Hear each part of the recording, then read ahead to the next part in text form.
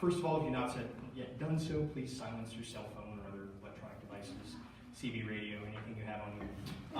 We will begin with the candidates for the Parks Board, followed by the school board candidates. We'll have kind of a brief intermission in between just to transition and bring the other candidates up.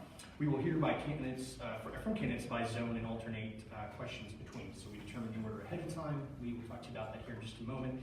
And then we'll kind of go from there for both of the races. We'll have 9 candidates tonight for the school board, 2 for Ben Parks and Rec. That's going to kick things off here. In the interest of time, the format is slightly different since we have so many candidates for the school board. We're going to have, for the Parks and Rec, each candidate will have 2 minutes for an opening statement, a minute and a half to respond to questions from the moderator, and then 2 minutes for a closing statement, followed by some Q&A with the audience at the end. For the school board, slightly different. Again, we'll have 2 minutes for an opening statement, a minute and a half for responses with the moderator, and then a minute and a half for a closing statement, and then at the end, some time for Q&A.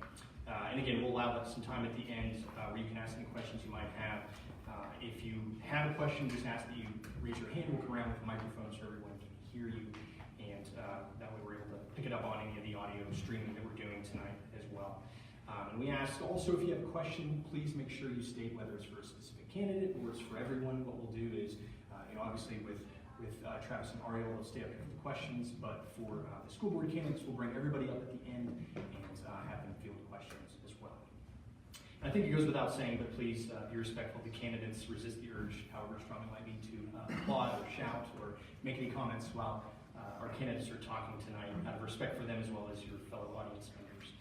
And we always like to acknowledge elected officials that we have in the room too, so I'm going to embarrass Jack that just walked in. State Representative Jack Zinka for House District 53 and his family. Thanks for being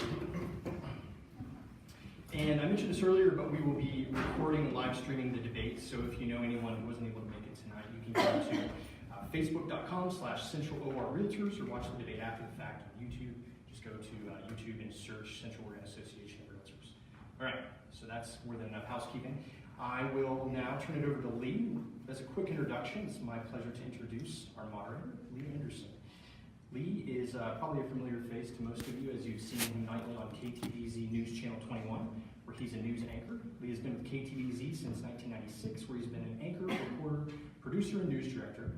He's a graduate of Indiana State University, and we're excited to have him as our moderator for this evening. With that, I'll hand it over to Lee. Please join me in welcome. Thank you, Tyler. Thank you, folks, for coming out. As Tyler mentioned, we're going to go in this order. Travis, you're going to start tonight. Ariel will be taking the questions. And we're just going to use that as a revolving thing. We're not going to alternate back and forth. The reason why we're starting with the Ben Parks and Rec District Forum first. As I understand, there's somebody who was going to be late Oh, she's here. Oh, okay. Well, that's what I was told anyway. I have an idea that the reason why we're doing it in this order is because we have more candidates in the room than guests coming to see them. So that's probably why we're doing it. I just made that up. Anyway, you guys ready? Certainly. Let's go ahead and get started. Okay. You each have, let's see, you have 2 minutes each. Okay. One of the things Tyler did not mention, the monitors will have a countdown for you, okay? And then you'll hear some really obnoxious noise when that goes down to 0. And that's how you'll know, okay? All right, well, let's get it started. Travis, tell us a little bit about yourself and why you want to be a member of the park board. All right. I just have it over. Can you hear me now? Yep. All right, Travis Davis. I'm a small business owner, former engineer, and now a risk manager in town. I've been in town since 2006, and my boys are 10 and 12, so our family is very well familiar with the entire Parks District offerings, from Kids Inc. to youth sports programs to the Juniper Pool and others. I think job one for the Parks Board for me is to maintain our parks and programs. The current level of excellence that the parks is at is a benefit to all of us residents, and I do not want to see that degrade. So number one, keep our current level of excellence. And the current board and staff are just doing a great job at that. Number two, I'm going to use my engineering background to ask good questions. I I think a lot of people, when they get into, let's say, a Parks Board position or any other, they have great ideas, and I certainly have ideas as well, but they maybe go forward with their ideas without asking good questions. Once you get in that seat, you can become a great listener if you practice that skill. So I want to ask the voters to weigh in on the value of new amenities with respect to all the other community needs that we have. Things like transportation, things like childcare. All of those come out of the same wallets, and people should have a voice in where their tax dollars and SBC dollars go. My focus, why the Ben Bulletin endorsed me, was my focus is more on community first. It's not on parks for the benefit of parks alone, but it's really how can parks be supportive of the overall community. There are other community needs where parks can be a leader at the table in helping solve. I see parks as maybe a little bit behind, a little lacking in that regard. Thank you. I was not kidding about it. Thank you very much, Travis Davis. Ariel Mendez, 2 minutes. Tell us who you are and why you want to be on the board. Thank you. My name is Ariel Mendez, and I'm running for Bend Park and Recreation District Board Position 1. I'm a father, and my 3 kids are growing up right here in Bend. I teach at OSU Cascades, and my wife is a pediatrician at St. Charles.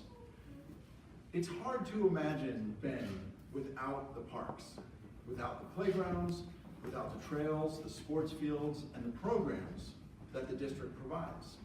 I'm running because I want to help the Parks District think a little more broadly about its unique role in our community. I'm running because with all of the challenges facing our community, challenges like affordability, transportation, access, and inclusion, I want the Parks District to help with those solutions. Now, let me give you an example of what I'm thinking about. Trails are a big deal in Bend, but they don't always go where we want them to. I'm on the city's Transportation Advisory Committee, and I'm also board president of Bend Bikes. Transportation is the #1 barrier for underserved families in our community. And frankly, it's pretty much everyone else's biggest complaint too. Historically, the Parks District has only thought about trails as a means of recreation. We have an opportunity to start thinking about our urban trails as a way of getting places. I've been on the budget committee for 3 years now, and trails are only 10% of the Park District's capital budget and only 7% of the maintenance budget. These can ease congestion, reduce parking demand, and they promote healthy living and a lower environmental impact. Investing in this kind of connectivity is what makes for successful cities. I'm a first-time candidate. I'm ready to put my years of community service representing you as a Park District board member. Thank you.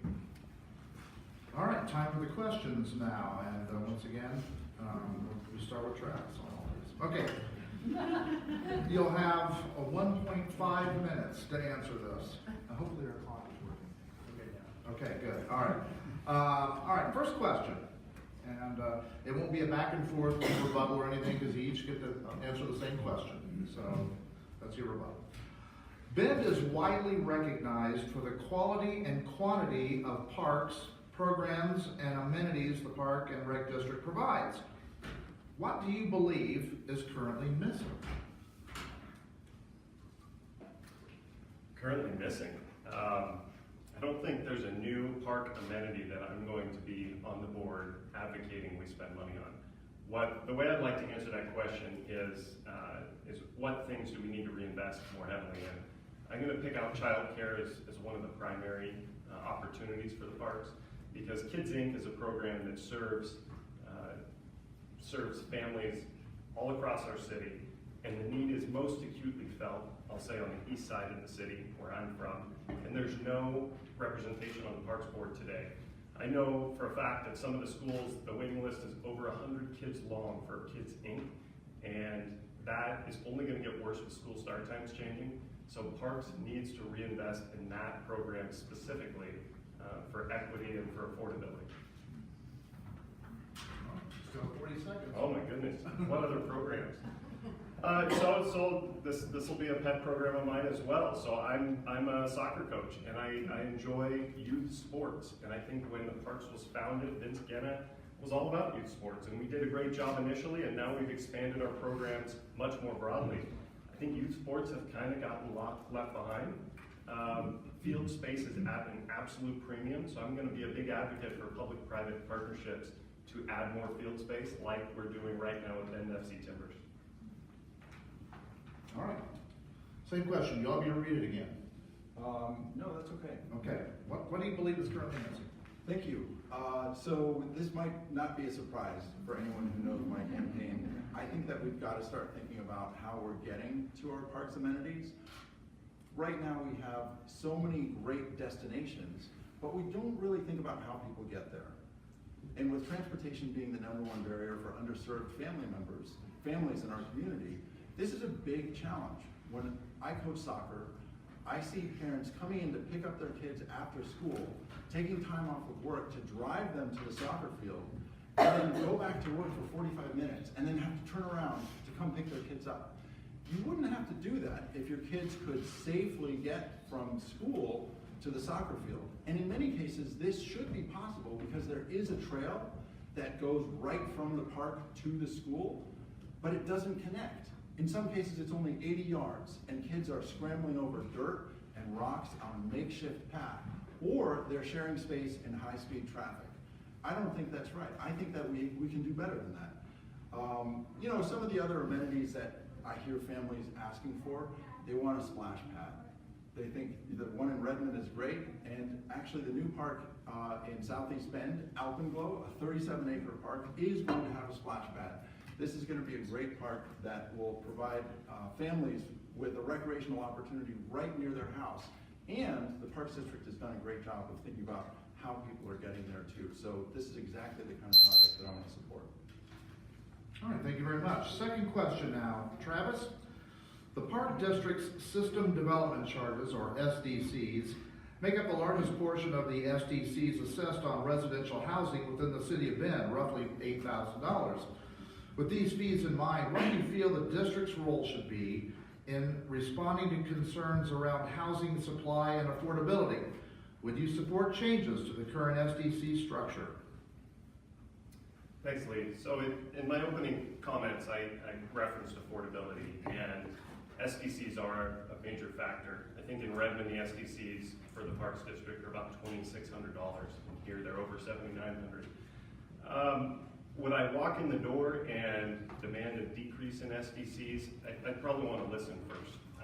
I want to assess the level of service that the current Parks Board reviews in order to make those decisions. From the outside looking in, I can tell you that when I go door to door and I talk to homeowners and taxpayers in the east side of Bend, what I hear is that they'd rather have their SDCs and rather have their taxes fix potholes, bolster transportation. They'd rather have their Parks Department waive SDCs for affordable housing. And all of those things were opportunities for the past 4 years and have not been done until most recently, finally, a waiver for affordable housing was done. So I think there's other opportunities within our city to put SDCs to work, and the Parks needs to be a partner with the city and schools to make that happen. So good question. This is, affordability is a huge challenge in Bend. Affordable housing and affordable living. I do support the proposed changes to the SDC methodology. I think affordable housing is a huge challenge in Bend, and that's why I support a more fair way of assessing these developer fees. The current proposal, which uses a tiered approach based on the square footage of homes, is a step in the right direction. Exempting affordable deed-restricted homes is a step in the right direction. Frankly, I'm not convinced that it actually goes far enough, though. For example, the multi-unit SDC charge for multi-unit homes is only a few $100s less than the single-family home charge.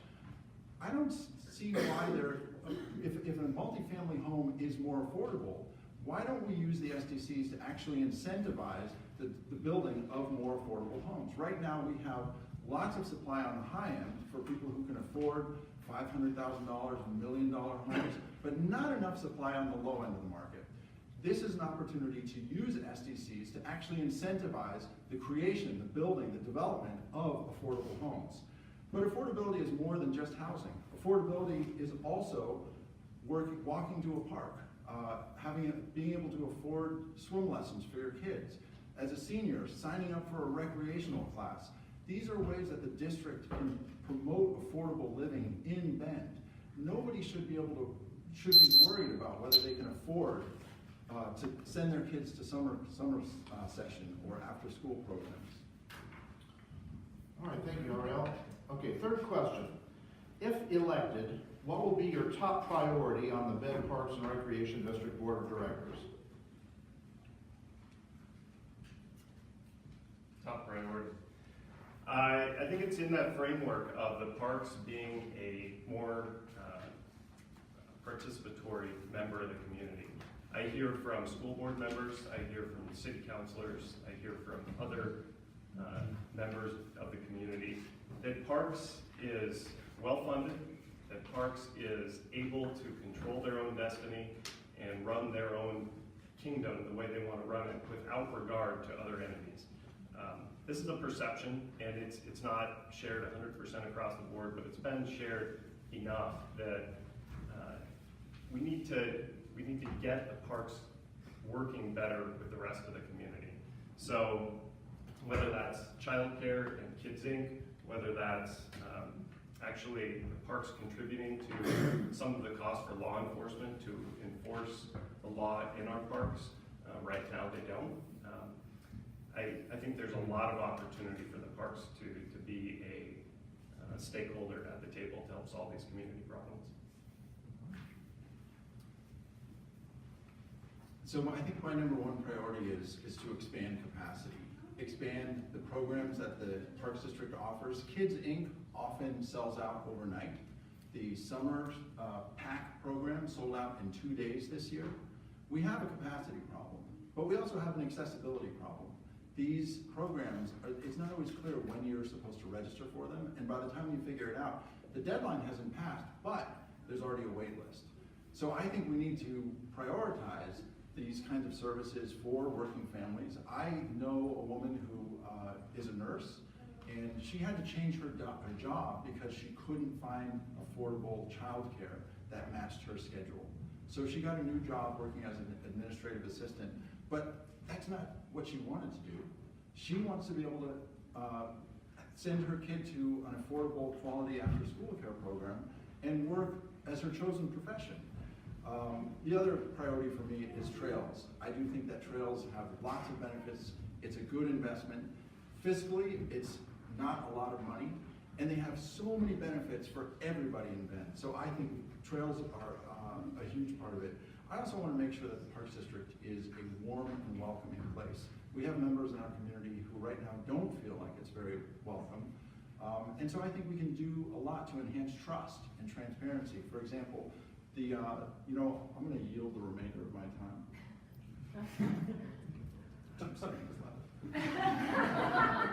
Well, you're going to have 2 more minutes coming up here right now. So anyway, well, all right, gentlemen, that's all the questions that the COAR people have come up with for you. But you now have 2 minutes for closing remarks.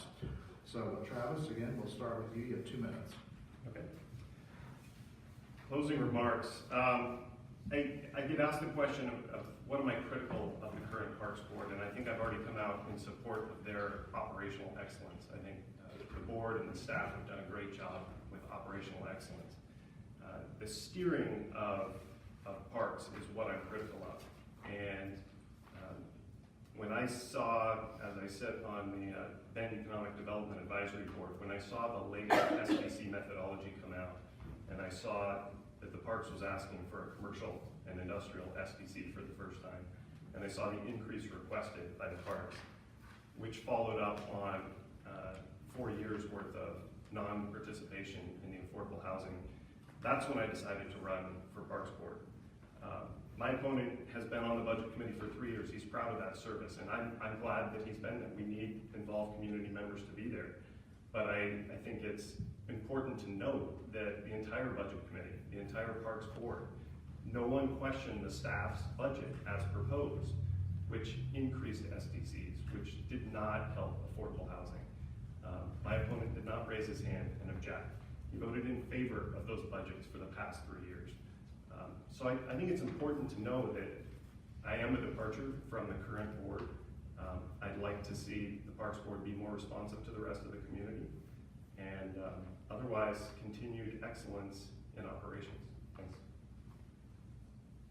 It's funny, Travis, I don't recall you being in the room or actually at any of the board meetings before, but I want to share a story about the special role that the Parks District can play in people's lives. My kids go to Bear Creek Elementary School, a school where 43% of the students are Latino and 95% of the students qualify for the free or reduced lunch program. I've had the privilege of getting to know a lot of these families through coaching soccer and volunteering for the PTO. One day while I was dropping off one of my son's friends at his apartment, I was thinking about our current political climate. How many people don't feel welcome because of the color of their skin, or their religion, or the language that they speak. Many people are wondering if they belong, if they have a place in our community. And as we turn the corner to drop my son off at my son's friend off at his apartment, his friend pointed to the park across the street from his apartment, and he said, "There's my park."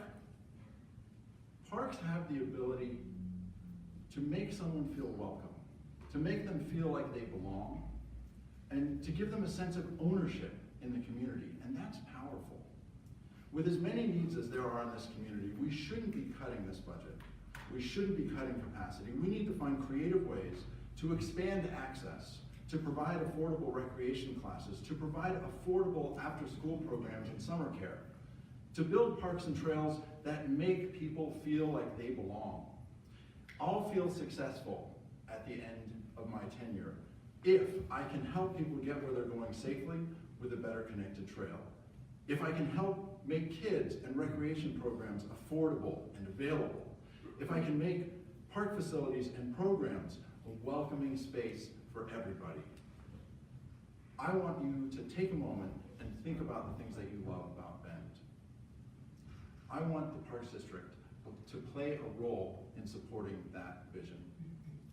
I promise to represent you and your values. Thank you. Good timing.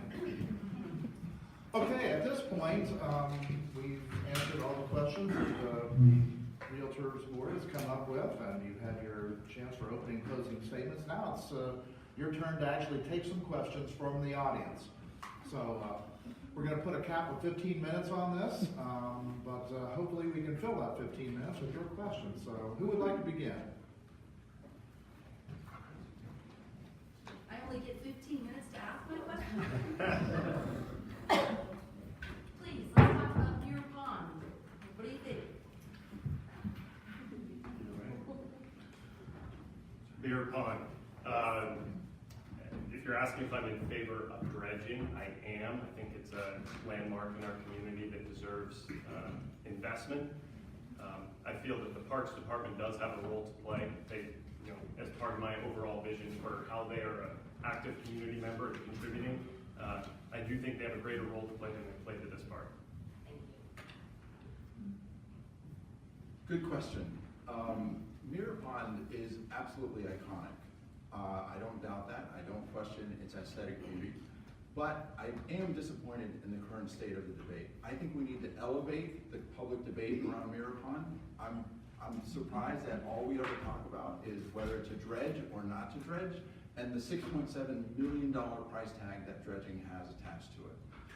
Given that Pacific Power only 3, maybe 4 years ago changed its mind about the future of the dam, I don't feel that confident that we can actually make a decision about something like Mirror Pond and committing $7 million of our public treasure without being confident about the future of that dam. I also don't think that people have actually considered the possible alternatives. Things like, well, maybe the river as it flows in front of Old Mill doesn't seem that bad. Is that a possible solution to Mirror Pond? And frankly, the undercurrent of the debate is shaped also by the question of ownership. Mirror Pond Solutions is said to own the bottom of Mirror Pond. And when people say, well, if the Eiffel Tower needs a coat of paint, you paint the Eiffel Tower. The city of Paris owns the Eiffel Tower.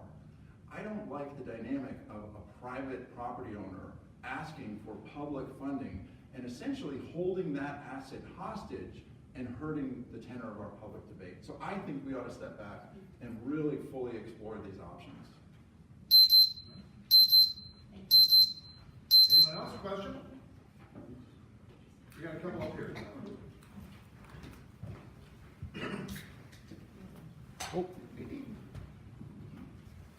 You both have commented on the need for increasing capacity of childcare and that Ben Parks and Rec could play a role in that. What do you think is holding them back currently, and how would you address that?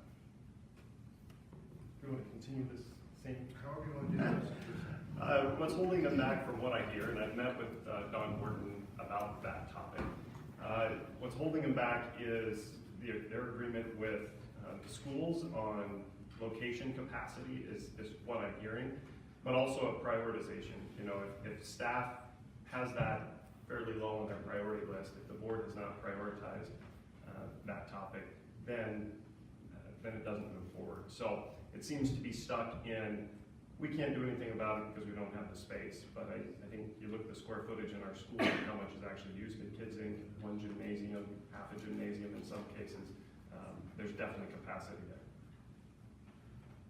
there. Yeah, I do think it's a question of capacity. This is an area where you can see the potential for a partnership with the school district and the need for more capacity. But in many cases, it's not available because it's being used by other programs. So I do think that this needs to be a priority, especially with the upcoming schedule change. School schedules are going to change, parents are going to be needing to respond to that, and they're going to rely on after-school care programs more. So I think the board absolutely has to be sensitive to addressing those questions of capacity, because a program that opens at 5:30 in the morning and sells out and has a wait list within the next 24 hours is not acceptable, and it has big impacts on people's lives. So I absolutely support finding creative solutions to expand capacity, and I'm committed to doing that. We have a question over here. This young lady over here, Tyler. Gentlemen, thank you for being here. So in all the programs, I think I can talk loud enough for everybody. In all the programs and the expansions and all those things that I think are needs in the community, where do you think you can cut back? Where are the opportunities to control the budget some more, so you can do that without raising SDCs and fees and everything? Where can that happen? Because all this means is more public employees and more PERS and more budget. Yeah, so with as many challenges that Bend is facing, I actually don't think the answer is to cut back. I think that the Parks District has an important role to play in promoting things like affordable living. And if anything, I would say if we have to, I would say we need to make the trade-off between thinking about parks as destinations and how people are getting there. I think this is an opportunity for the Parks District to think more broadly and help people in their daily lives in a way that they're not currently doing. Trails are not expensive. I think it would not take much to shift the balance a little bit. So I think that's probably the biggest opportunity here. But with as much growth as Bend is facing, I just don't think that the answer to Bend's affordability problem is to cut services that people depend on in their daily lives. So I love the question because it lets me talk about something I didn't bring up earlier. So Larkspur. Larkspur is a $23 million public investment in an indoor facility. In my history, which is very limited, looking at how money is spent in this town and others, that is most definitely a bond measure. That is a request to voters, do you want to spend $23 million on this project? So how do you find more money for projects like trails or childcare or other necessary things where you don't spend 50% of SEC dollars and 50% of tax dollars to fund a $23 million indoor facility? you go to the taxpayers and you ask if they want to pay for that facility. I did ask Don Horton whether a bond was considered, and I was told we decided not to do a bond because voters would not have approved the bond.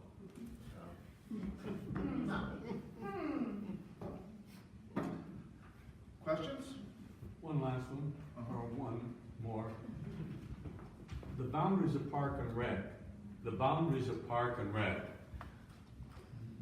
are they at all connected to any of the controlled burns? And if so, do you have any oversight? Or is that strictly, you know where I'm going? Yeah, I'm not familiar with where they might be. The controlled burns, to my knowledge, is all outside the city limits, but do you have any? That's my understanding as well. Parks District boundaries are a little bit greater than the City of Bend limits, but they're not that much greater. And the Parks District does have assets that are beyond those borders, but now that I think about it, I mean, historically there have been some controlled burns in parks like Shevlin, I think. So I think there may be some rules there, but I wasn't quite sure where you were headed with that question. So the short answer is not a lot, but I think some. Thank you. Anyone else? Yeah, we got one.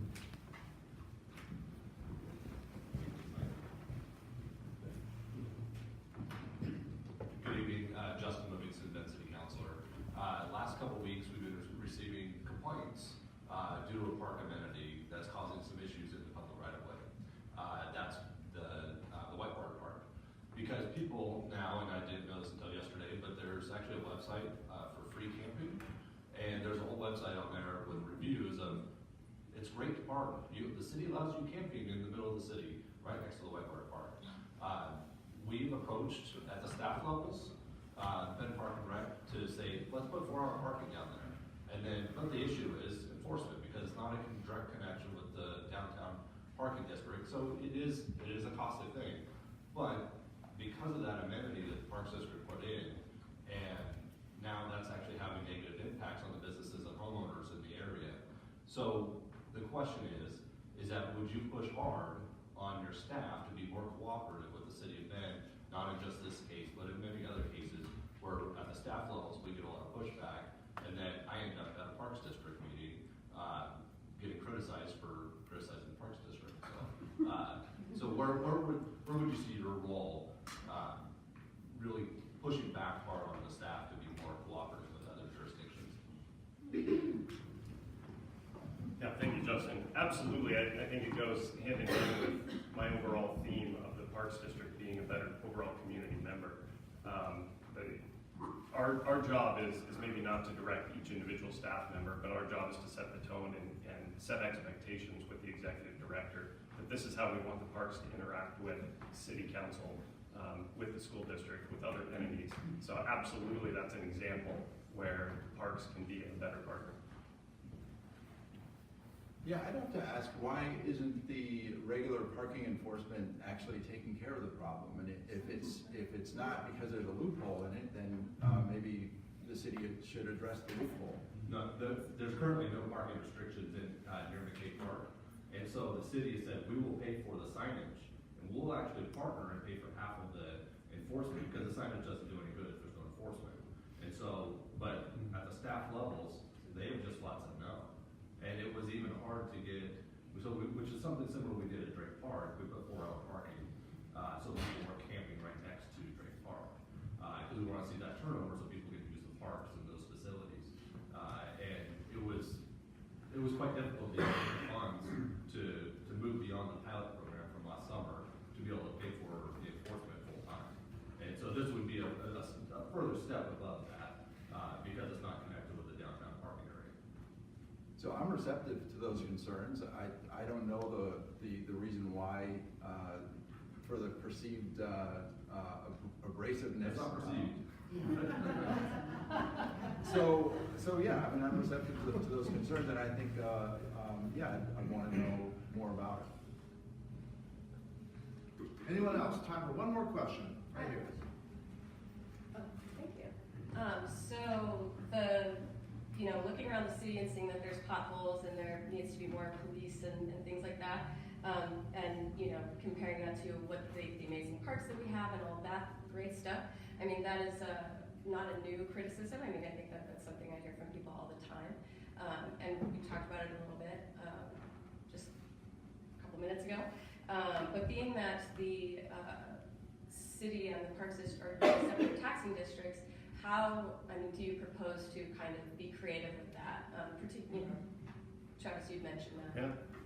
Yeah, great question, and this ties right into Justin's question, which is the parks puts a burden on city services, and you can pick law enforcement out as one city service where if you ask the police department how many FTEs does it take for them to provide services to all of our city parks, what is it, 83 now that we've got in our area?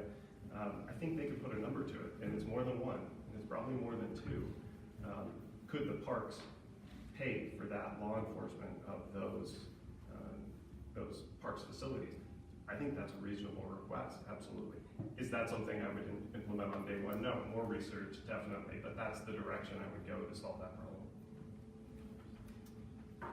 So people love the parks in Bend, and as a separate taxing district, the funds for the Parks District cannot legally be used for something like potholes. So people come to Bend and they recognize, why do we have so many potholes and such nice parks? Fundamentally, I don't think that fixing the potholes needs to come at the expense of parks. I don't think that fixing Bend's affordability problem in general needs to come by making Bend a less nice or a worse place to live. I think the Parks District has a positive role to play in people's daily lives, promoting things like affordability, access to parks, access to recreational services, access to programs. And these are not things that we should be cutting. With as much growth on the horizon as Bend has, with as many needs as there are in this community, the answer to something like affordability or SDCs is to change the methodology so that we address the imbalance at the high end of the market where there is a glut. There is a surplus of homes at the $500,000 level, $1 million level. People who can afford to buy homes at that level can afford to pay for better parks in Bend. So I do think the Parks District has a role to play in these kinds of affordability questions, but fixing what are fundamentally city problems should not come at the expense of making the Parks District worse. All right, thank you, gentlemen. Outstanding. Outstanding job, both of you. Ariel Mendez and Travis. And we're gonna have three groups of three up here. And what we're doing a little bit differently is because Amy is running Zone 5, we're putting her in with the Zone 3 people, which is Andy and Shamika. Okay? Right now we're gonna talk about Zone 1. And our candidates tonight, in this order, are Chet Liu, and also then we have Caroline Skidmore and Mark Capel. Okay, and that's the order that we're going to go in, the way you're seated there. Okay? All right. Okay, so let's get started. You get to talk about yourself. You'll have 2 minutes each. Briefly tell us who you are and why you're running for the school board. 2 minutes. Chet, you can begin. Sure. Thanks for the opportunity. Thanks for coming out. It's nice to see community engagement. It's been one of the most rewarding things about this process for me. It's the first time I run for office. Just meeting people, listening to different viewpoints. So my name is Chet Liu. I am a father and husband, first and foremost. I have a 6-year-old and an 11-year-old, both at High Lakes. I work for beautiful Bend Broadband, which we always joke. Someone will always come up to me at the end and tell me about their Bend Broadband service. I'm the solutions architect over there, which means when we want to roll out the new service like faster internet or internet security, I figure out what happens on the back end with all the computer systems so we can sell something to you. Education-wise, I have a STEM or science degree in microbiology and molecular genetics and a double major in the liberal arts at classical civilization. So a year of Latin that I've never used since college, and lots of pictures of things I saw in Greece and Turkey. And just to collude it even further, I did a minor in philosophy, just to question everything I was learning.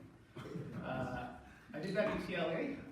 Graduate school-wise, I did my MBA through the University of Oregon, actually here in Bend. So for 2 years, we had an MBA program that used video feed for us to finish that program. It was really a rewarding experience. We did a lot of local projects, for example, Hump Kombucha. Why I'm running in the last 30 seconds? Well, I'm a firm believer that a rising tide lifts all boats. I know we have a lot of funding problems, diversity issues that we have to contend with. I think that everyone needs to contribute, and that's individuals, community organizations, and private companies. I believe in 3 principles. I think schools need to be safe, they need to be equitable, and they need to allow access to what I'm saying is curated technology. So not just throw every kid an iPad, but let's take a look at what the outcomes are of this technology and what we can do to improve it with the resources we have. Thanks. All right, Chet, thank you. Caroline, your turn. 2 minutes. Who are you and why do you want to be on the board? Okay, my name's Caroline Skidmore, and I am running because I know that the best investment that we can make as a community is in our kids and their education. I also believe that public education should provide the same opportunity for all kids in our community to thrive academically, socially, and emotionally. I think that I know that our schools are doing some really great things, but we're also being faced with some intense challenges. And those include overcrowding classrooms. They also include kids coming to school with significant trauma and mental health issues that aren't being addressed. I'm sure everyone saw the march yesterday. We saw teachers marching with signs saying classrooms in crisis and disrupted learning. I think we should take that seriously and to heart and think about how we're prioritizing our community and especially our kids. So my professional experience and my personal experience have really set me up for being a leader in this position. I've worked with kids my entire career. I'm a speech pathologist for kids, and I also have 2 kids in our Ben LaPine schools. They are in high school. Well, one's graduating middle school. So I've spent time in our elementary schools, middle schools, and high schools. So I've seen firsthand the challenges we're facing.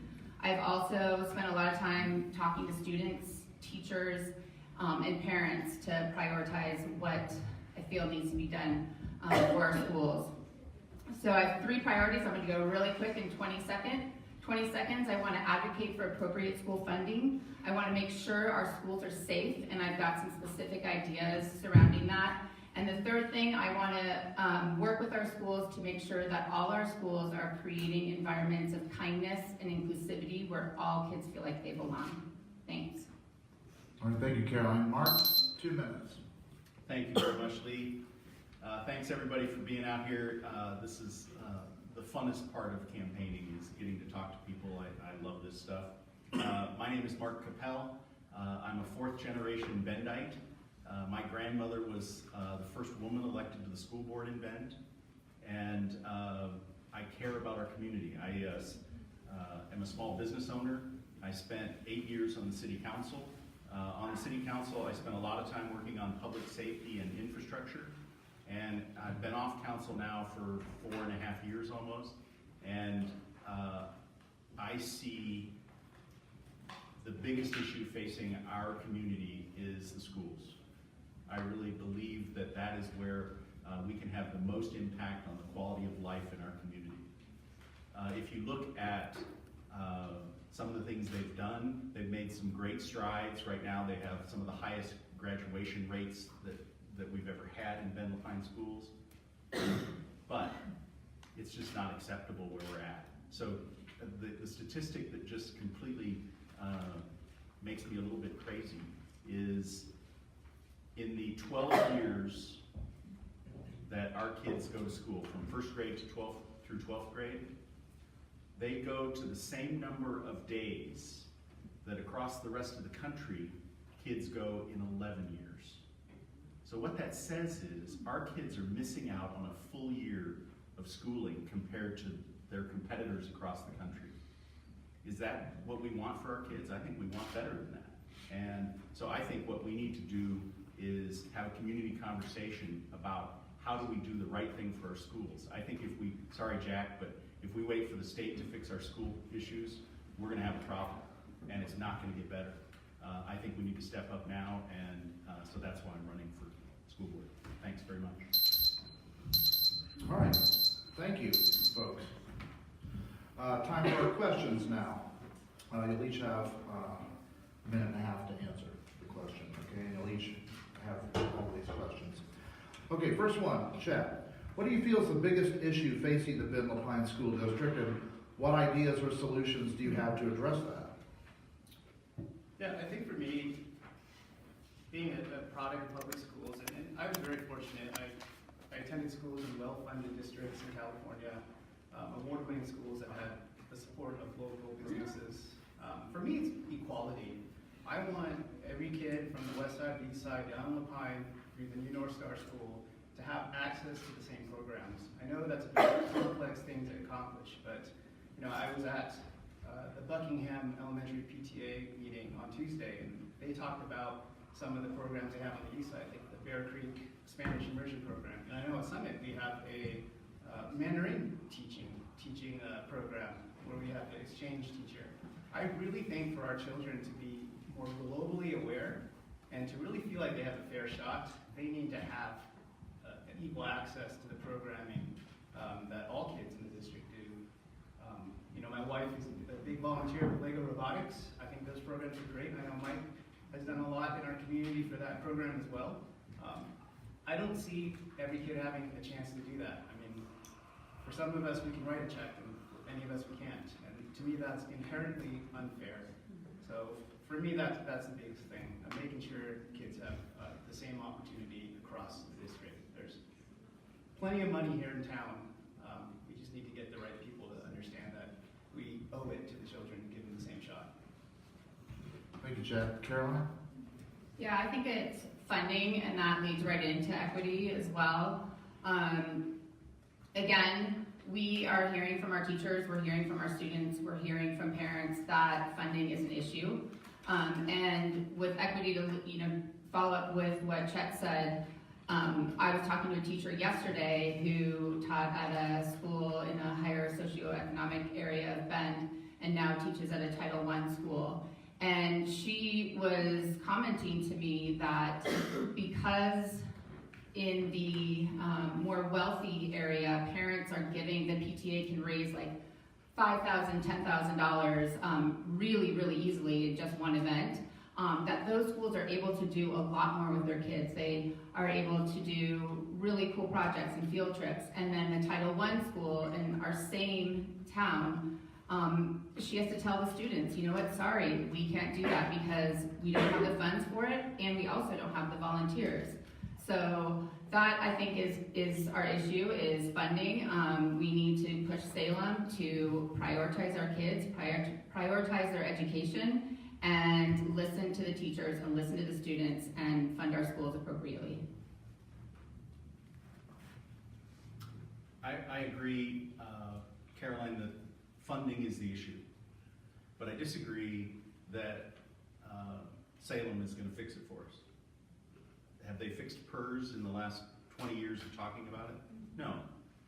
Have they fixed school funding? No, they've made it worse. So I think it's time to have a local discussion about how we want to take care of our schools and what we want to do for our kids.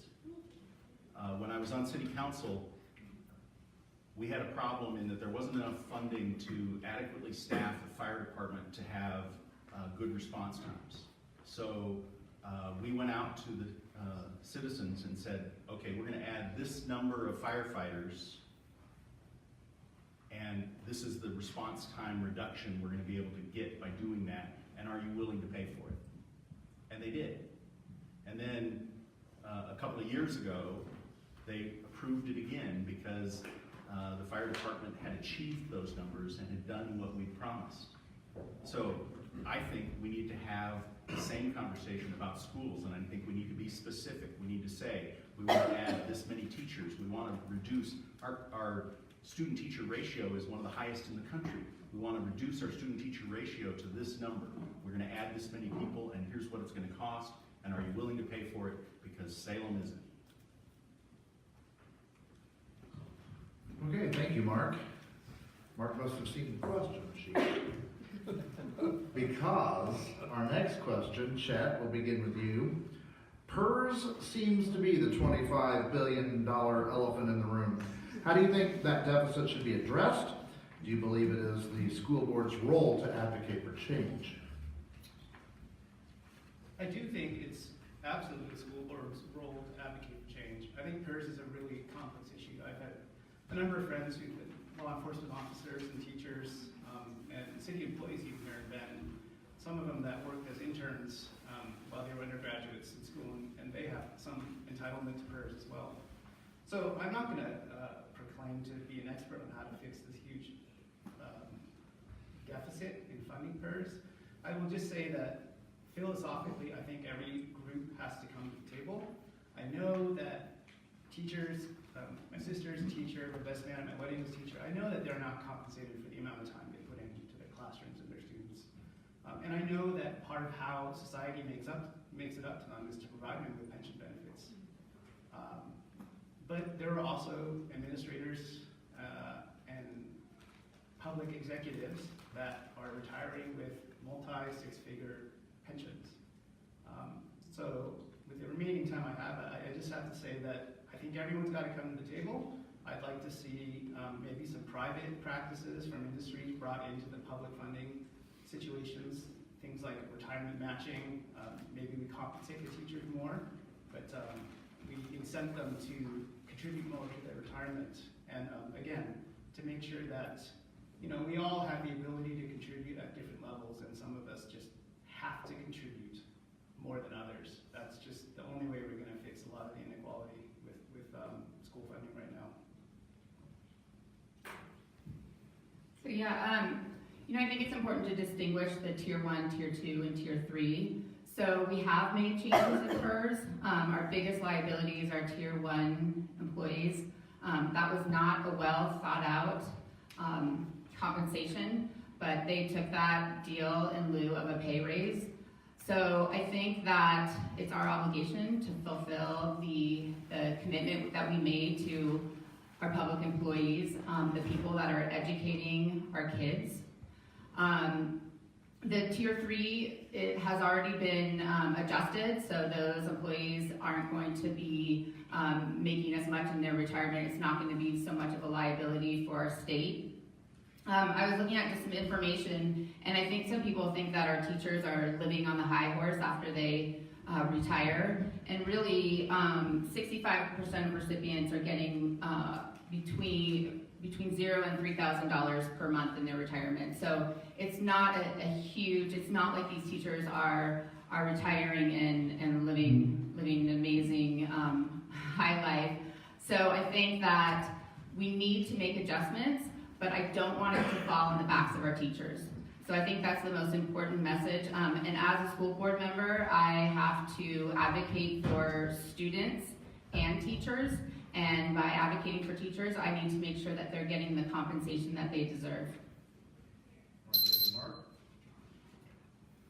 So I think if we want to be effective in teaching our kids, one of the things that we have to demonstrate is integrity. And we made a promise to the employees, and we need to uphold that promise. We can't renege on a deal. That doesn't demonstrate integrity, and it's just the way we should do things. We should stand up to our word.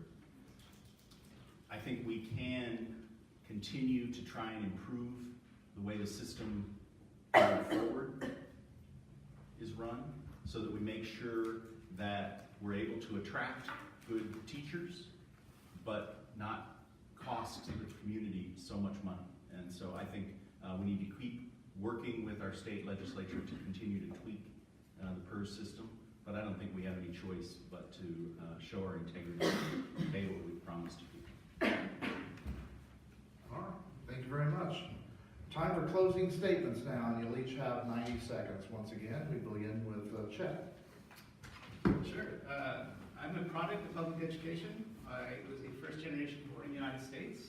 As I mentioned, I was lucky enough to live in a place where we had great public schools, and that carried me all the way from high school through college, through community college, where I thought I wanted to be a nurse for a while, through graduate school. It's afforded me many opportunities in life. I I was talking to Caroline about Spanish. Hace cuantos años que yo estudio español. I learned that in public school. Ich spreche ein bisschen Deutsch, sehr schlecht, but I speak a little German in public school. Yeah, and being a child of immigrants, 我会讲一点中文，不是很好，我可以讲中文。So I think as the demographics of our town change, I'd like to see representation change in our school board. Someone that, I know the demographics of each school is different, but I think the students need to see that the board is reflective of society and the more global nature and understanding that people need to have of each other. That's all I can say. So from learning about computers when I was in first grade and programming that little turtle around in squares, to some of you have heard me sing a 2-hour musical at Sancho Panza falsetto in high school. I just want every kid to have the ability to have those opportunities. And so that's why I appreciate you listening to my platform and taking the time to consider me as your candidate. So I want to take, like I mentioned, my professional experience and my experience volunteering in the schools personally and my community experience to the school board. I want to bring the insight that I've had by being in our schools and also working with our students, and particularly students with special needs. I've seen how a lot of the kids in our schools are falling through the cracks and they're not getting the services they need to succeed, to thrive.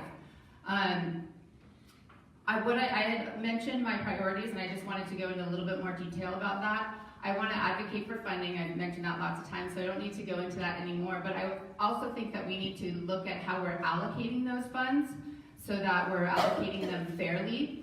We're making sure that all our students are getting the supports that they need to be successful in our schools. And as far as school safety, one of the things that the schools have done a great job with is securing our entrances. They did that quickly, but I think there's some pieces that are missing, and that's strengthening our mental health services.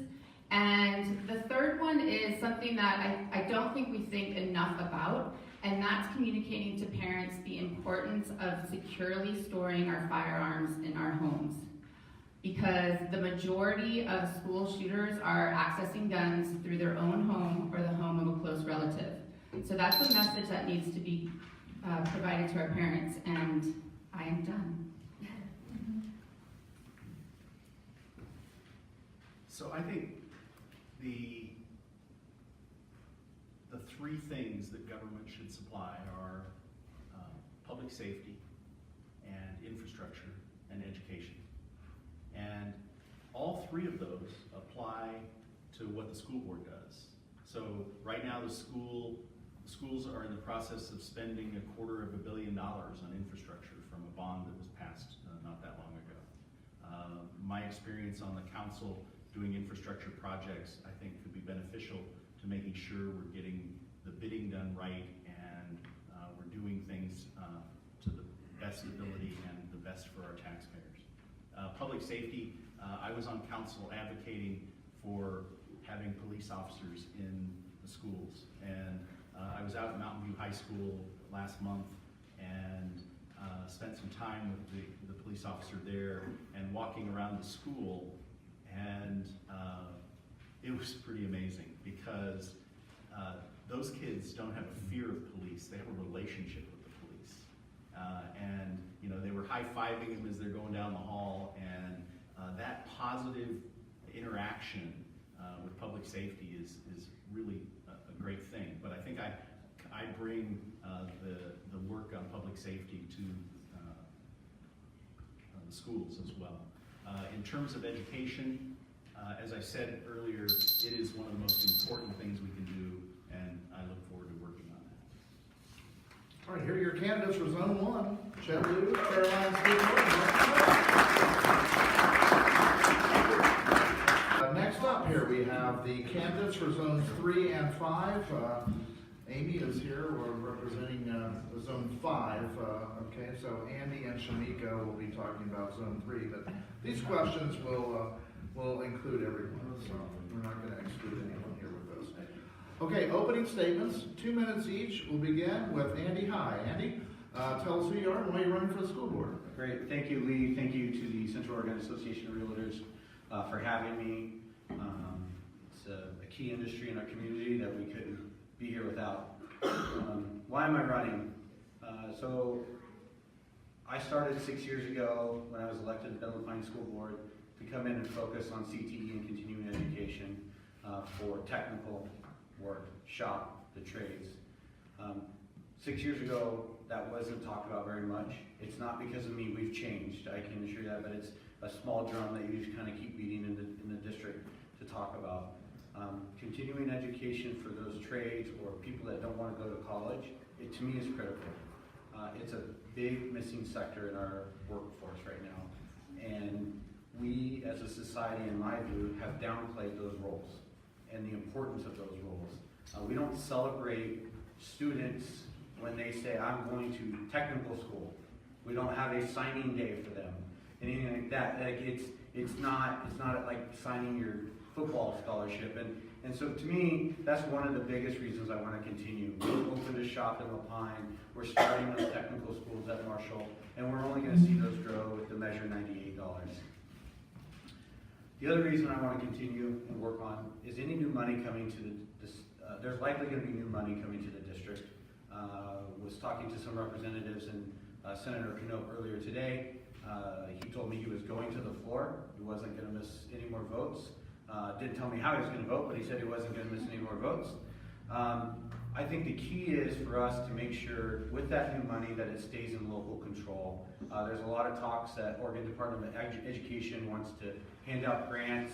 We have to apply. I think that's the wrong method to doing that. What Benton Pine needs isn't necessarily what Eugene needs, what Pendleton needs. I think keeping that local control is going to be critical, and that's a big part of the advocacy for more money. And then finally, the two other things, I missed this last time in our last forum, I was a little nervous. I won't get to it again, hopefully later. All right, thank you, Andy. Shamika Montgomery. That's all right. Hi, I'm Shamika Montgomery. I am a pastor at Ben First Presbyterian Church. I am a mother of three. I have a 1-year-old, a kindergartner, and a first grader in the Ben Pine school system. And there's a few things that kind of drive me as I run for this seat. And the first statistic is that right now, 12% of our ninth graders are currently not on track to graduate. And we still see, when you look at our data, great disparities for students of color and for students who are economically disadvantaged. So for example, we have an 82% graduation rate. If you happen to come from a disadvantaged minority, that rate drops down to 68%.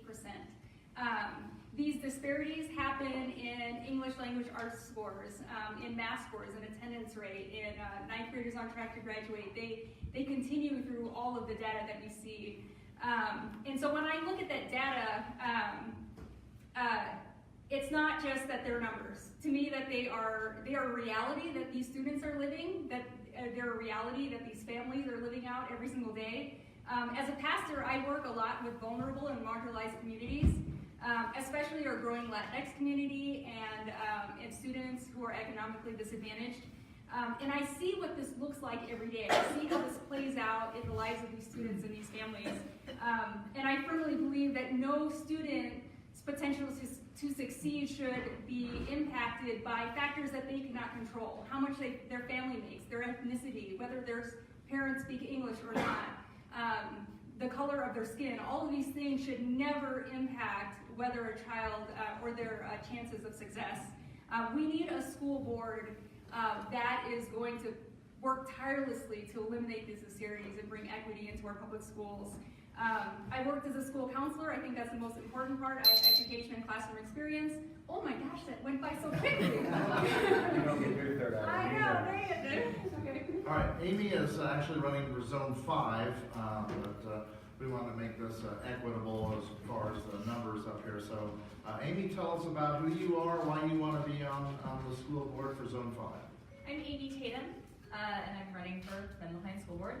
My husband and I have 2 children. Our daughter is in first grade, and our son will be starting kindergarten in the fall. I am a family nurse practitioner, and I currently serve on the St. Charles Medical Group Board of Directors.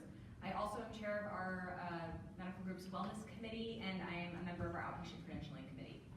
I want to bring my healthcare background to our schools because I understand how social determinants of health directly impact our long-term health and our opportunities for future economic success. In an ideal world, every school would have a counselor, a nurse, a social worker, a speech pathologist, but our schools are strapped for resources the same way that our families are. I want to use my strength or my training and my education to strengthen our bonds with community partners in order to identify the children and families who need extra help and provide wraparound services to them where they are, which is in our schools. At the same time, we must also work to ensure our schools are serving the needs of our diverse population. Our students come from a variety of ethnic and socioeconomic backgrounds, and this means we cannot have a one-size-fits-all approach to education. We must also work on creating a culture of inclusivity within all of Ben Lapine. Parents must be involved, and the school board must push for initiatives to educate parents and students on how to identify and respond to bullying and discrimination. Our students of color, our LGBTQ students, our students living in poverty, and our students who are experiencing disabilities must feel safe and welcome in our schools. But this work comes at a cost, and as a member of the Ben Lapine School Board Budget Committee, I understand the financial challenges our schools are facing. We cannot, however, continue to make our teachers do more with less. Burnout in education, as in medicine, is very real. I work to address these concerns as chair of my Health Systems Wellness Committee, and I want to bring this experience to our schools. I am endorsed by the Ben Education Association and the Oregon Education Association, and I will advocate for the needs of our students and teachers and staff. Thank you very much, Amy. Okay, let's begin the questions now, and Andy, again, we begin with you. Ready? Sure, let's go. First question. Bend is in the midst of rapid growth. By some estimates, as many as 9 people per day are moving into our city. With projections showing no end to growth in the near future, what steps should the school district be taking today to proactively plan for further growth?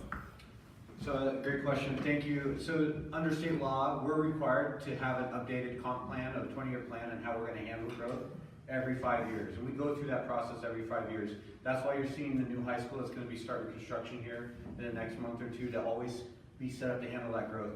Bend has grown a lot faster than sometimes our projections for PSU have led on to. But I think having been a student who grew up in Klamath Falls during the logging days when the spotted out and people were leaving town, to me it's much easier to handle the growth and have a growing school district than it is to have a declining district and you're trying to cut schools. So I welcome the growth. I think we can continue to plan for it and set it up. I know that sometimes it's hard in the summer to accept that growth because a lot of people are around town and you just need, when it takes you 5 minutes on a Sunday morning, it can take you a lot longer on a Friday evening. But, I think we need to continue with following state law, meet that 5-year plan and continue to update it. And if people have time, they can volunteer for the Sites and Facility Committee that will start in about 6 months for Ben Lapine Schools. All right, thank you. Shamika. Yeah, I mean, I echo what Andy says. We have a great Sites and Facilities Committee. Their 5-year plan, they just made that, so they'll convene in they'll start planning again in another 5 years, but then they project out to 2035. They are really on it in engaging community members, engaging teachers, in addressing the growth that Bend is expected to have. They look at a ton of data, census data, what they expect Bend to look like. They're experts involved in this. So Ben Lapine actually does a really great job in making sure that our schools are going to be ready for the growth that we are expected to get. And I'm really proud. If there's a strength that our district has, it is this. And you can see that in the new schools being built and the bonds that were passed in our community kind of supports what comes out of that sites and facilities work. So, yeah, I'm going to keep supporting it, and absolutely, you guys should keep track of that because they will. I mean, they'll gather again, and this is important stuff. And if you have an interest in it, keep an eye out for when they convene and get your voice in there. It's important. All right, you guys are running against each other. It's a forum, So I think being in an area of rapid growth obviously comes with struggles, but I think it is a great strength that we have a community that people want to live in. And our goal with growth should be to make sure that we continue to make this a great place to live. and our schools obviously play a vital role in that. I think we have to look at the overall planning and work with the city to figure out, okay, where are neighborhoods being built, where are schools gonna be built, work with the Parks District. You know, I personally love the idea of trails so that students don't have to rely on transportation to get to and from school. And these are big master plans that involve working across various city organizations and government organizations. And obviously that's a very complex piece of work, but I think it's really important that we do that so that our schools are reflective of our community and what we want it to be. Okay, all right, ready for the second question. Andy, once again, school funding is a hot button issue. Do you think education's adequately funded in Oregon? Why or why not? Unfortunately, no. It hasn't been since Measure 5, and then about 20 years ago, we passed the quality education model by the voters, and we have yet to ever fund it. The downside reason we haven't funded it because the legislature left an out. They said either fully fund education, or if the governor writes a note why we don't have enough money this year, then he can do that. Guess who's been writing a note for the last 20 years? The governor, saying we haven't been able to fully fund it according to the quality education model. I support fully funding schools. I think it's being a student of Measure 5, being a 7th grader at Henley Middle School when everything got cut. I saw the real impacts, and we've always been kind of fighting out of this. I'd say on the upside, that is the best part about being part of a growing community, is we've been able to increase areas only because our student population continues to grow every year. We get funded on a per student basis, and if you're in a declining school district like Portland or Ontario or some of those other areas, you lose money every year. So their cuts have been much more significant, and they're feeling the impact. We've been getting by. We haven't been funded, and it would be amazing to me to see if we actually got fully funded under the quality education model, what we could do at Benton Fine Schools. All right, Shamika? Yes, we are absolutely underfunded. I will, as a school board member, demand full funding. It will be something that I will continue to advocate for. This is a passion of mine that our state needs to prioritize our students. This is vital to our community and to the state of Oregon. I believe that so two things in my background. One, I'm a school counselor, so I have education experience. It was the work that I did to look at the data, to find out how we could increase student achievement by supporting students and educators. Without the full funding, while we wait for that to come in, we need to think innovatively. We need to have an educator's experience, someone with classroom experience, someone who understands what these policies look like. What can we do that don't require a lot of funding, but that can impact student achievement through student and educator support, and there are things that we can do.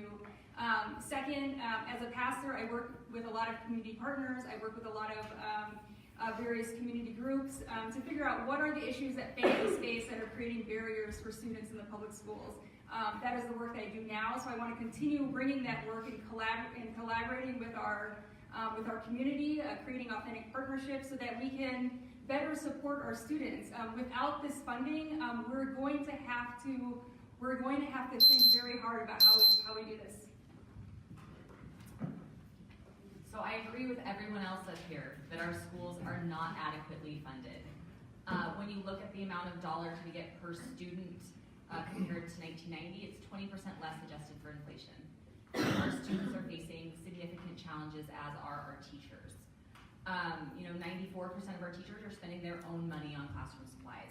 And these are not people who make a lot of money. A starting salary for a teacher with a bachelor's degree is about $38,000. With a master's, it's about $42,000. A median home price in Bend is $440,000. So how do we expect teachers who are doing one of the most important pieces of work in our community to feel valued when we don't value them? And the idea of passing a new tax is something that is very controversial to a lot of people. But if we're not going to pass a tax, what are we going to do? And if education isn't a priority and we don't want to pay for it, then come out and say that, and come out and say why you don't think it's a priority. I want to know, because to me, if we invest in our kids now, we solve so many of the other problems that come down the road. You know, when you look at Medicaid, because people don't have access to health insurance through a job. When you look at unemployment, because they can't find a job, because they didn't have a good education. When you look at the costs of the prison system, because, oh, maybe they didn't have good schools, so they ended up in juvenile justice and then jails. If we invest in education, we fix all of those other problems. All right, thank you. Time for closing remarks, and we'll begin with you, Andy. Great, I'll finish my opening There you remarks. go. There you go. You know, a couple other things that I would like to highlight. We're on the right track in Bedlam Pine for graduation rates. I'd like to see that continue. In 7 years, we've risen 14%. The achievement gap has closed by, we grew last year by 10%. Not nearly enough, but we're making progress. I think we're learning. And then I think there's 2 reasons why I want to do this. Is you're an advocate for students as a school board member. I have 3 young people of my own, 1 at Cascade, 2 at Pine Ridge. I'm about ready to have a middle school daughter, so I'm a little nervous there. But I think about, I was in La Pine Elementary the other day, visiting with some teachers, and we had a student, I was talking to the sheriff down there, we had a student that was hiding in the school on Friday night because she didn't want to go home. She was afraid to go home. We couldn't do anything for her because there was no reason to the sheriff to go into the home. We tried everything. And so when you hear those heartbreaking stories, I don't like to talk about them. Unfortunately, as a board member, you hear about these way more than you would like. But I reflect back. That's why I want to continue on school board members, because it's for those young people that don't have a voice, that are having trouble going home, is what drives me to be a positive influence and hopefully a better school board member. So if I'm elected to school board, I make 3 promises to you. The first is that I'll use my school counseling experience to advocate for increased social, emotional, and mental health in our schools. Second, I will work to make a better connection between our school board, our schools, our kids, and our community. A small tidbit, did you know that 60% of Bendites believe that having a strong community means they want to be actively involved in our community? 60% of Bendites. 13% feel like they're actually involved in our community. So we have such room for growth in getting them active in our schools and interested in the education and growth of our youth. Third, I'm going to work tirelessly to be proactive and innovative in closing the achievement gap for all of our kids. I hope you can see that I'm passionate about kids. It's something that I've dedicated my life to. And I'm passionate about the opportunities our public school system can provide for them. If you want a tireless advocate for improvement, if you want an experienced counselor that knows the value of providing supports for all of our kids, if you want a connector who can build ties between the school board, our students, our families, and our community, then I hope that you will vote for me for our school board. So every day in my job, I talk to people. I talk to people who are having joy, and I talk to people with great sorrow. And a lot of that involves working with families and with children who are in need and who are struggling. And I want to bring that experience to the school board because I understand when you look at health and education, those 2 things are so closely linked. Children who have access to good schools, they increase their likelihood of getting a job, being successful. And I agree with Andy that we need to be promoting career and technical education because not every kid has to go to college. But every kid should feel safe in their school and should have an opportunity to feel that when they leave that school, they are prepared to do something in the world. For me, public education is what allowed me to be who I am. I was raised in a district in a small town in Southern California where we had 2 elementary schools and everyone fed into the same high school and we knew everyone forever. And I didn't always want to go home at the end of the day, but I always wanted to go to school. And that is something that I hope we can make Ben LaPine a place where every kid wants to go and make it a safe place. Healthy communities do begin with healthy kids. And I want to bring that perspective to the school board, and I'll work as tirelessly for our students as I do for my patients. All right, thank you very much. Here are your candidates for zones 3 and 5. 6 candidates. And they are Mike Way, Richard Abzadorian, and Melissa Barnes-Delakia.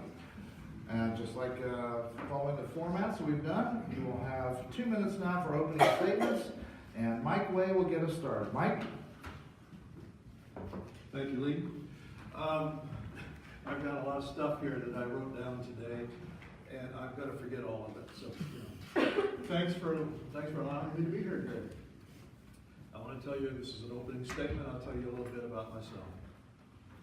I went to a public school system, a community college, and a university, and a private college. I taught in public schools, community college, private college, university. I've got thousands of hours in the classroom.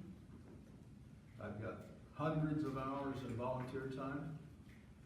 I've been involved with robotics and STEM since before STEM was an acronym, because my original degree was mathematics. With minors in physics, astronomy, and whatever, because I always had trouble deciding what to do. But I also been very involved in robotics, first robotics.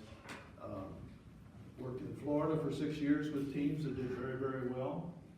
Volunteered with the Summit team when we moved up here, took a break, and then started teams down in Ohio. So I really believe in STEM. As a matter of fact, I have renamed it. Some people like to call it STEAM. I have decided that STREAM is an awfully good word. Science, technology, robotics. Okay, let's throw it all in there. I'm here because I think I can do something. I think I can help. I think that I don't have a day job. Well, that's not true. Ask my wife. But my day job is I write software and I do websites and that kind of thing. But I think I can do some good. I've worked with the schools in South County. Boom, I got 100 more points. All right. You'll have more time coming up. Okay, Richard Abzadorian, 2 minutes. Who are you and why do you want to be on the school board, Richard? Good evening, Richard Abzadorian, born and raised in Fresno, California. Cal State University, Fresno graduate, BA and MA. Was hired by Fresno Unified School District. I was a school teacher, elementary, middle school counselor, high school principal. After 30 years with Fresno Unified, I retired. In 2010, we moved to the Bay Area, and I was elected to Contra Costa County Board of Education, spent 1 year as the president. We had oversight of over 22 school districts with 180,000 students, including juvenile hall, adult incarceration facilities. I've honorable discharge from the U.S. Army and the United States Coast Guard. I've been a domestic violence counselor, a CASA volunteer. I've been a big brother twice, and in fact I still am, and he's now a doctor in Michigan. I've been a youth director in church. I have a lovely wife. We live in the Sun River area, and I've been very active for over 60 years. I'm looking around the room and I think I definitely am the oldest one here, and I'm sitting in a high chair. I thought I was pretty mentally healthy until I was talking to a group in Sun River the other day, and a woman pointed to me and said, "You've got to be crazy to be running for the school board." Well, maybe I am, but with my wisdom and experience, I think I can do some good. Everybody that's running for the school board, we all have a common thread. We're all saying the same thing because we all believe in the same thing. School safety, diversity, funding, and so your job is to say which one of us is the best one to do the job. I hope it's me. Thank you. All right, Melissa? All right. Good evening. My name is Melissa Barnes-Delakia. I'm a candidate for school board and also the parent of 2 Ben Lapine students. Thank you for the opportunity to speak tonight. I'm running for school board because I believe that every child deserves an excellent education that prepares them to have true choice in their futures. Our district is rapidly changing, and we need to work harder than ever to adjust and ensure that all students have an excellent education, one that builds agency, promotes belonging, and is equitable, and that we do all of this under our financial constraints. Gaps exist in the experience and the outcomes for our kids, and I think I'm thankful for some groups like Embrace Bend that have really elevated this in the discussion in this race. We are making some progress, but we need to do more. And I believe that I have the experience that our board needs to be able to get there. I have spent my career in public education. I have 25 years of experience as a teacher, a principal and administrator, a board member, and now I serve as an advisor to principals and to superintendents and CEOs of small districts. I'm going to do something a little unorthodox. I'm going to tell you a little bit about my day today and how I spent it. I advise principals, superintendents. I started my day working with a high school that was preparing for their WASC accreditation. This is the body that gives high schools the ability to award credit for kids to be able to go to college. So that was my first client. Next, I worked with a small district with 4 different schools, and I helped them with their stakeholder engagement. How are they engaging with their students, with their families, and their teachers to inform their program improvement plans? And last, I worked with an individual school who is having declining enrollment, and worked with them to try and figure out how they're going to cut their budget for next year in a way that impacts the program the least. This is what I do on a daily basis, and this is the type of experience that I want to bring to our school board. All right, thank you very much. Time for the questions now. Mike, we begin with you. Unfortunately, acts of violence and tragedies within our schools have become too common. Do you believe the district schools have adequate safety measures? If not, what improvements should be prioritized? It reflects what happened in Colorado yesterday, the day before. It's an increasing problem. The system, as far as I know right now, is working very hard on safe schools and safe entries. There are other issues about education and gun storage and things like that. But at the end of the day, we're working with kids that have been politicized, that have been diverted from the things that we grew up with. They don't learn the same thing anymore. They're from home. What was the word? Relationally bankrupt. The kids seem to be relationally bankrupt. They have a different idea of behavior. What can we do? We're doing part of it. We can probably start locking the schools down. Card locks. I would hate to see that. Now, I'm from Florida. And the last time I went out on a bomb drill, I remember standing there and thinking, my God, if that went off, I'm gone. Because it was only 50 feet away. I had never had that thought before. The same thing with guns. Kid brings a gun to school.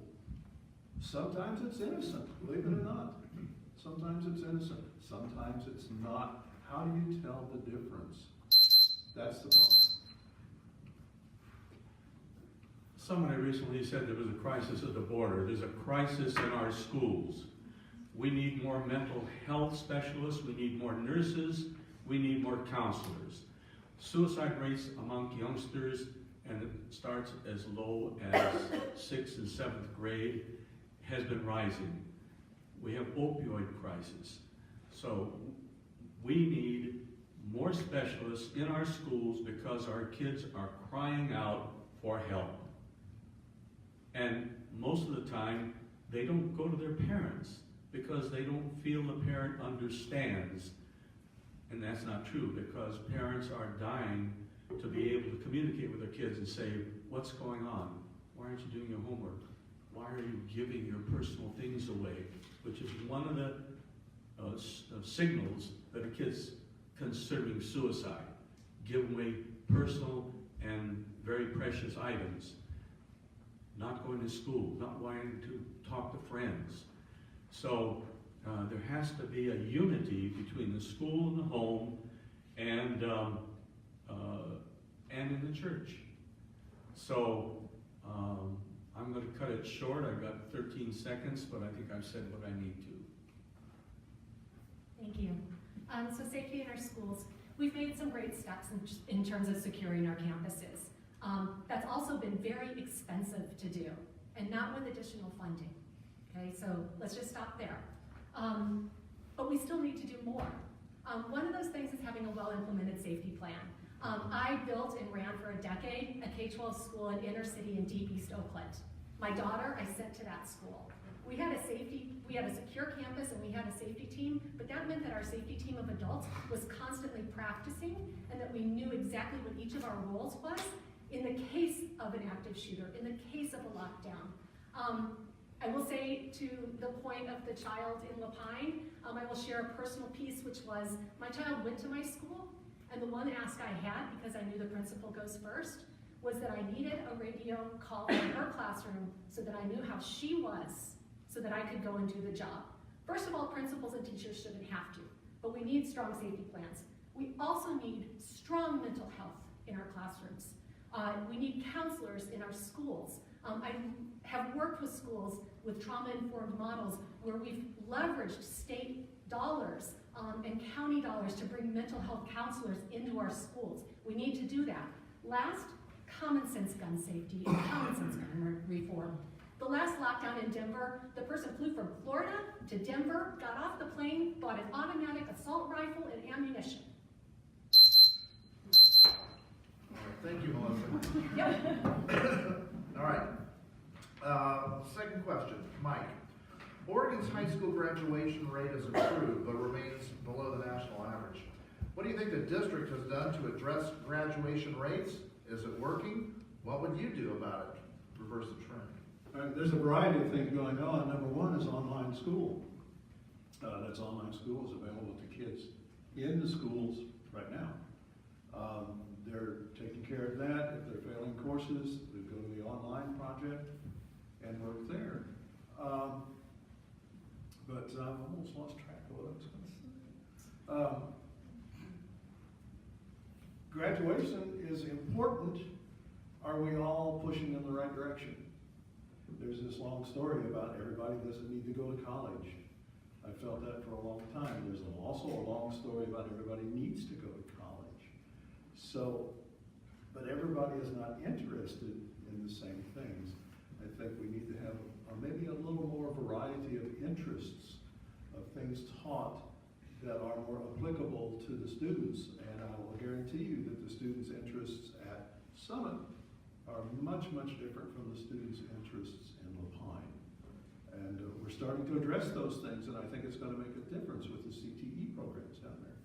But we just need, I think we need to diversify a little bit, try some different approaches, problem-based learning, some of those types of things that have been around forever, that fall in and out of favor. It might be time to go back and look at some of those things a little bit. And I'll quit. Richard? We have a big issue with the graduation rates. I know they're rising, and I know that there are programs that are identifying students who are in areas of not succeeding. Third grade, if they're not on reading level in third grade, that's a benchmark. That's going to be a cause for non-graduation, believe it or not. In middle school, if they're failing or getting D's in 2 classes, there needs to be intervention, because that's a benchmark that those students stand a high probability of not graduating. In high school, early intervention, if we see 1 or 2 D's or F's in classes, I had a brief discussion with the superintendent not long ago, and he showed me a model that the Bend Lapine School has, and I showed him a model that was very, very successful in one of the school districts that I oversaw when I was in the Comprehensive Board of Education.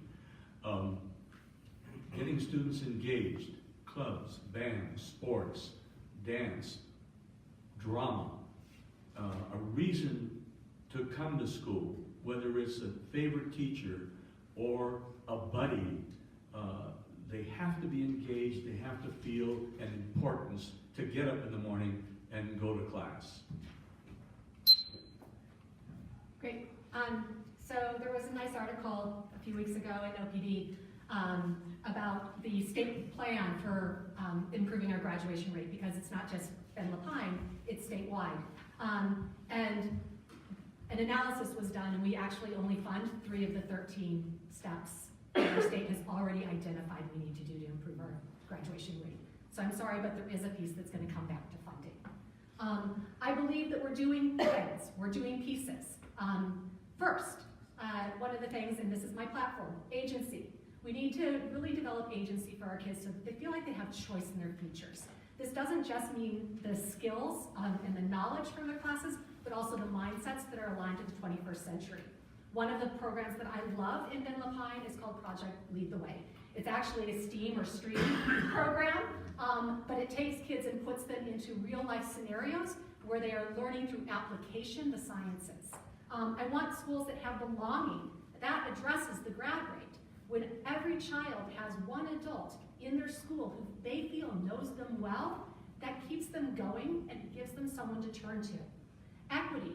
I want inclusive schools where kids go in and they see themselves reflected in the curriculum. The grad rate is so much lower for our kids furthest from opportunity. We need to be talking about that. Universal breakfast, extracurricular activities, pushing down, intervention into the middle schools, lots of different ideas, but there you go. All right, thank you, Melissa. Okay, time for closing statements now. Mike, you have 90 seconds. Okay. All right, I just wanted to talk a little bit more about what I've done and what my wife and I have done, because I missed that. Besides teaching, she was a teacher also in home economics, which is pretty much not taught anymore, and probably should be.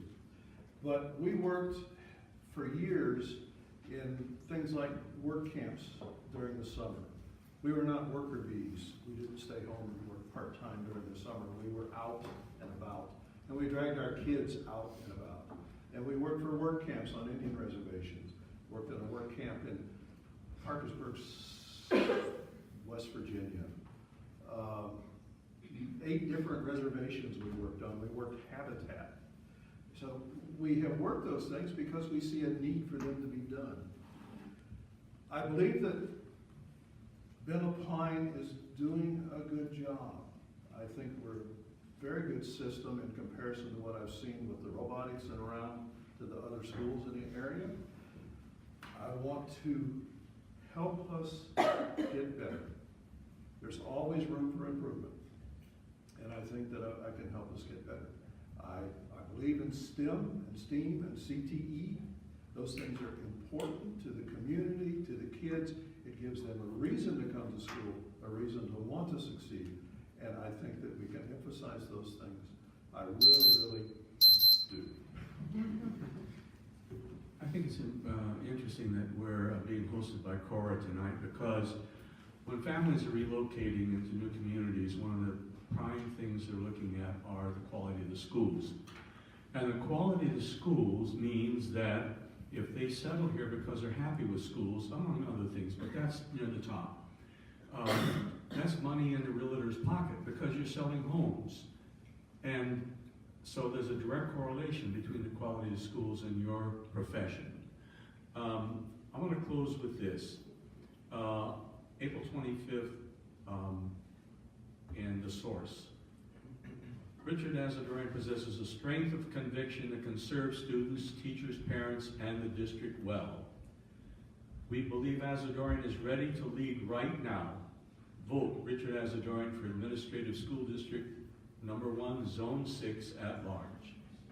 Thank you. Great. Thank you again for this opportunity. I'm thrilled that we have a great slate of candidates for you across all of our different seats. And here's why I think I'm the person to lead Zone 6 for the next 4 years. First, I have a clear and committed vision. I will work to ensure students, families, and educators have agency, belonging, and equity. This is what is required to ensure they have choices in their futures. Second, I have forward-facing experience. I will bring my deep work with and for diverse populations, creating not just equitable schools, but innovative ones that engage students in authentic learning and that prepare them for colleges and careers of their future. 3, organizational and fiscal management. I've operated school systems and I know the complexities involved. I am committed to strong financial planning, fiscal policies, and maintaining a healthy reserve. I know how to work with others to make the tough decisions that may be necessary to maintain solvency. 4, communication and collaboration. In divisive times, I take the time to listen, and I take the time to seek to understand. And by doing so, I believe we're best poised to move forward together. As a parent of 2 students, an active community volunteer, I also serve on the School Site Council of High Lakes, and I am on the Board of Directors of Cascade School of Music. I want to see great schools for our community, and I want our schools not to be good enough just for my 2 students, but for all of the students. If we're gonna speak endorsements, the Bulletin did endorse me. They felt that I had the qualities and the credentials that put me ahead. All right, thank you very much. It's time now for your questions, and we're going to try to keep this as brief as we can. We have to go back and do the news tonight. That's okay. I'm enjoying myself. I think we got outstanding candidates in all these positions. I hope you would agree with me that reading is fundamental to learning, and that the core function of elementary schools is to teach children to read. The current district-wide ELA assessments show that 35% of 3rd graders are not meeting state-level expectations. The national media has been reporting on a national reading crisis, and schools across the U.S. are searching for answers to this reading problem. Many schools have found that teachers are not prepared to teach all children how to learn how to read. This is especially true for the estimated 20% of children, like my child, who have a learning difference like dyslexia. So my question is, what are your thoughts on the statistics? 35% of children not proficient in ELA, and what do you think that Ben Lapine needs to do to make sure that struggling kids can learn how to read?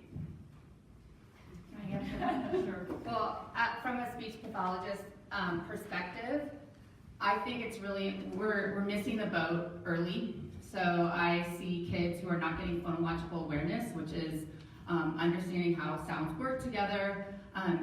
Especially in kindergarten, we're getting so focused on test scores and getting kids to quickly achieve these academic standards that we're missing phonological awareness, which is things like really simple writing, looking at print in books.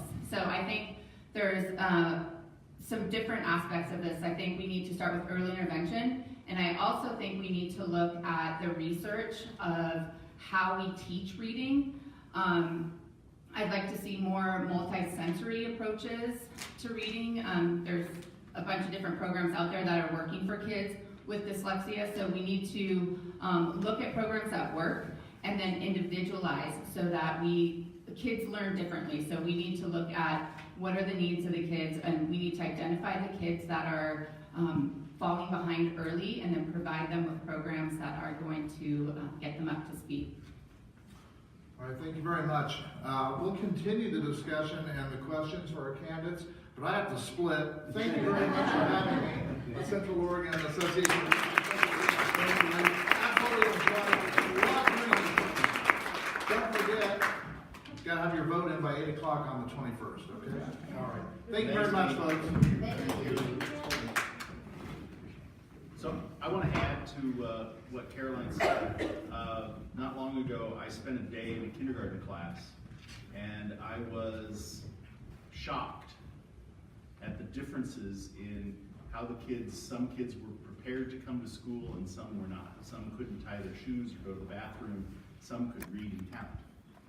And I think we need to start earlier than kindergarten, because I think early success is a key to getting through school successfully. I think we've got to work with the county health department, FAN, all the different community programs to help the kids get a really good start. I want to talk about a small program that my wife's involved in. She also is a ex-educator and school board member, and she's a volunteer teacher at Jewel School on Tuesday nights for monolingual Latino kids who are in preschool. And what she is doing with their curriculum is trying to prepare those kids in their native language to go into kindergarten and understand the things that need to be done, colors, numbers, letters, and that's one small step for a segment of our society that has been left out for so long. It's called Together We Learn. That's not the Spanish word for it. For me, just to add to what's already been said, which I completely agree with, I think there's the correlation between the use of technology and the drop in reading ability for young kids. The story I like to tell is I started getting these really articulate text messages from my 6-year-old one day, and I thought, is this guy typing these things, or what's going on here? Because he's using some pretty big words. Come to find out, he's discovered Siri, and he's using that platform to talk to me, but he's not getting anything out of it other than being a sweet boy messaging his dad. So again, this goes back to my statement about curated technology. I think there are avenues where technology can really help in some of these instances, and that just doesn't mean that they're touching a screen. It needs to be tactile. It needs to be A/B tested. It needs to come with data to show that we're really improving outcomes. So I would advocate for, specialized and curated technology to help in those instances, on top of what's already been said. Just a couple of things. Number one, I work on the board of directors, Sun River and Pine Rotary. And Rotary spends a lot of money every year buying books for schools. We buy books for all the elementary schools down there. I know the bin clubs do that. It's a major function. We buy those books because they don't have books at home. They don't have books to read at home. And once those things become more prevalent, then if you're exposed to it, you're going to have a better chance of doing it. If your parents do it, you'll have a better chance to do it. That's that relational bankruptcy thing. The other thing is there are dozens and dozens of programs over the years that have been successful. They come in for a couple of years, and then the grants run out, and then we go find something else. Reading in the content area came in as very, very big in the mid-'80s, and where the idea was even in math classes and chemistry classes, you made it reading part of that, and there's no reason that didn't work all the way down. That if we make reading part of all of the things that we try to teach, and writing part of all of the things that we try to teach, that might make an improvement. I would just echo, just because you kind of hit personally. So I was diagnosed with dyslexia in 3rd grade. My kids often laugh when I tell stories about the first time I did 3rd grade and the second time I did 3rd grade. But they told my parents I wouldn't be over 5th grade. Don't ever, so I went on to college. So don't give up as a parent. To me, that's one of the biggest things. It's hard to hear those stories. I went through that. I still hate reading aloud. It's like the biggest fear. I hate reading a speech. You will often see me just read. I talk from bullet points. I would say the other thing, which is exciting in the new student success bill, is we're getting more revenue towards those early programs, Head Start, more pre-K programs that are going to be available not only to those lower economic areas that really need it to help get them ready. Because oftentimes, if you're a parent and you're working 2 jobs just to try to make it, you don't have time to read. And I think unfortunately we've put ourselves in the position that we've lost that parent time, and there's so much pressure to do activities and stuff like that we've forgotten about some of the basic things. So I don't know that I can solve it, or I don't have a specific answer, but I would tell you, don't give up as a parent, because to me that's the most important thing. Melissa? Yeah, thanks, sorry. If you're still okay with another answer on this, but as an elementary principal, that's a question, feel free. So I would echo everything that has been said. I think that one of the pieces in terms of our elementary program is really thinking about equal versus equitable, and really thinking about what different kids need in order to be able to learn to read, and then how that rolls out in our district. So at my son's school, they differentiate during reading time. They each get to go to a different classroom based on what their reading level is for part of the time, and then they get grade level reading for the other part. And then a lot of moms and a few dads come in and provide small group instruction, which is great for my kid's school, but it's not great for another kid's school where they're not getting that differentiated instruction at their level. And what we know from reading research is that kids need both. They need the just right reading instruction, and they need that exposure to grade level content. And we have to be able to do both of those within our school in a way that meets all of our readers and learners. And just to put a fine finer point on the investment piece of having literacy and literature in the home. Some of the most successful programs that I've used and I've seen are ones where in those reading groups and those differentiated levels, the kids actually have a book bag, and it's their 5 books for the week. And they go and they read them during their independent reading time at school, but those book bags go home with them every night so that they can continue to have literature at home that they get to read. And so that would be another thing. It takes investment, but can be highly successful. It may not be needed in every school, but in some of our schools to have more equitable experiences could be. Right, unless we have any other responses to that question, we are out of time. So